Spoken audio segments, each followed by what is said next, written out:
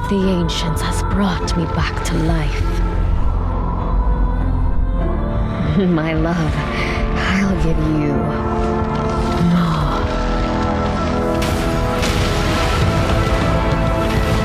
Arise, my hero!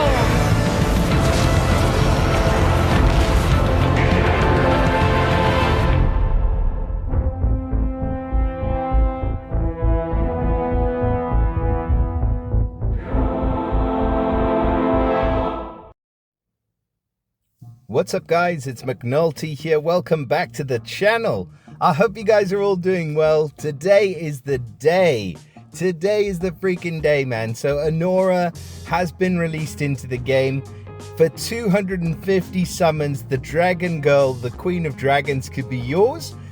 So we're going to have a look at her. Of course, we've got to find out whether we think that she's worth dropping these 250 summons. I'm not sure. I'm not sure whether she is worth it. I think she might have a couple of Achilles heels from what I've heard. But then also having another look over her card this morning, I was like, man, this chick seems like she's going to be amazing. And of course, she has a bond skill with Ymrit as well, which is the Dragon Lord, which we are going to be seeing in the Ancient Summoning banner that we're having, I think, this weekend as well. So there's a lot to look at with Anora. There's definitely a lot to look at. If that first introduction video is anything to go by, then there's some kind of weird ass bestiality relationship going on here, but we will we'll veer away from that, and we'll try and stay focused on how relevant the hero is to the game. So let us see what she does. So first of all, she is a cultist and an esotericist. So she is a dual faction hero, which is awesome because you can use her in quite a lot of different areas, and obviously for the faction trials for both of those factions as well. Apparently it says she fell from heaven for love. Love with a dragon, Ymrit. It's just kind of a weird scenario. I mean, I'll have to read a bit more in the backstory, but it seems pretty odd to me, to be fair. Anyways, let's look at her talent. So she is about summoning. She is a summoner. So when deployed, she summons labor. The hero and labor permanently gains sanctity. So let's just slow this down here. Let's figure out what happens. So labor inherits 100% of the master's attributes and assists the master in attacking enemies in range. So that's like this little mini dragon that's summoned alongside her. Each attack deals 90% AoE magic damage up to 8 enemies.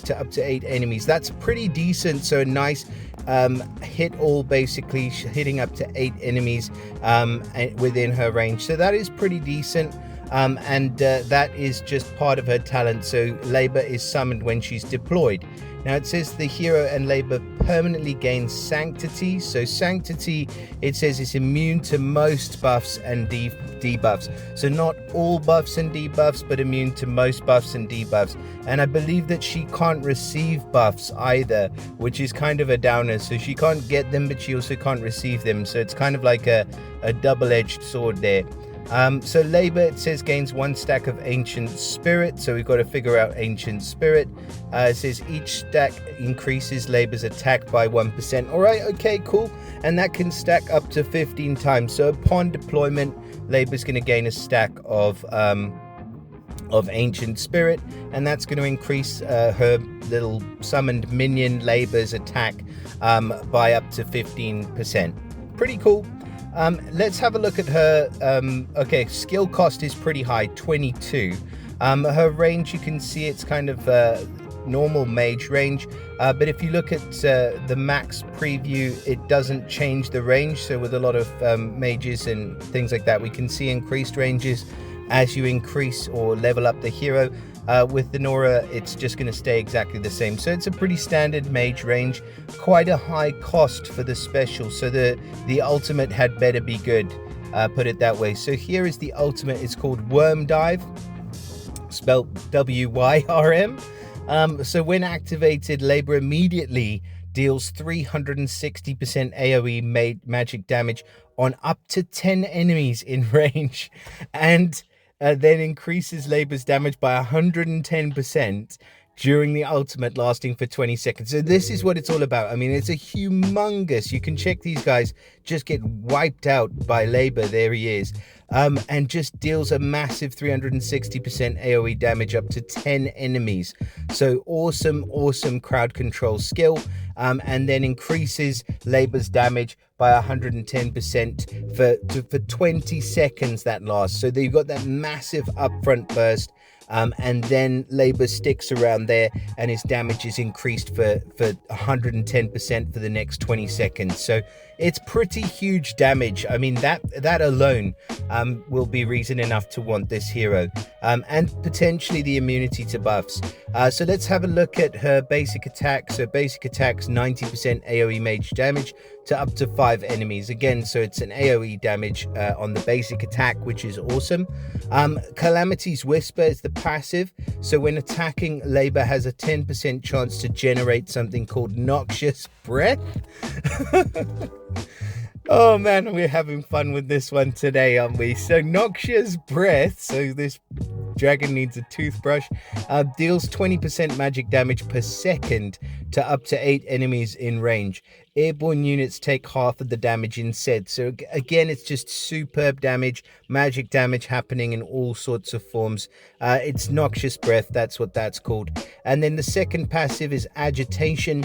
So when on the battlefield, increases the attack of Labor by 10% and grants damage increase to all other allied summons. So we don't have a lot of summoners, so this might well be something to look at for the future. But damage increase is 10% for all other summoners, basically, and that's what's happening here. The skill ups on the Agitation is just increasing Labor's attack. So it looks like everything that you do is just increasing Labor's attack, etc., and damage output. Let's have a look here. That's pretty much it. Oh, and then the bond skill. So Arise, my hero. This is humongous. So if you obtain Ymrit, which is the dragon dude, to unlock this effect, it is going to be huge. So he summons Labor Ice instead of Labor. So Labor Ice inherits 100% of the master's attributes and assists the master in attacking enemies in range. He deals 15% increased damage to controlled enemies. That means any enemies with freeze, etc. Each attack deals 110% AoE damage to up to 8 enemies, with a 30% chance to inflict Winter's Bite for 3 seconds. So it's basically just increasing the viability of Labor against enemies with CC effects, and also helping to take advantage of Ymrit's skills that he does. But we'll have a look at Ymrit when he comes out. We'll have a look at him on his own. But that bond skill, just trust me, I mean, if you get the two of them together, I've heard that it is freaking bonkers. So anyways, do we think that Anora is worth summoning for? I mean, she looks like she's worth summoning for. She does really, I mean, I love the look of this hero. She's just insane looking. Don't hide behind your weird stuff. Yeah, but she is, I would say she is definitely worth it. And I mean, I think she's probably worth it for some of the biggest spenders, because I mean, you're gonna have to do 250 pulls to be able to get her. And I tried pretty hard for Dahlia, and to be honest, I mean, I'm not spending, I'm just sort of saving, and I missed out. I got up to about 220 odd, and that was my complete limit, and I was just like, I cannot get anything else out of this. And I was on the last day and I was just like, shit, I'm gonna miss her. So I'm probably gonna miss Anora as well, to be honest. If I had 250 summons, I'd probably pull on this banner, but as it is, I've probably got about 100 summons. So I'm going to be waiting until tomorrow when Boreas and Lucian are featured in here, because I am way away from pity, and I know that you know, even those 100 summons are probably going to take me to about midway to pity.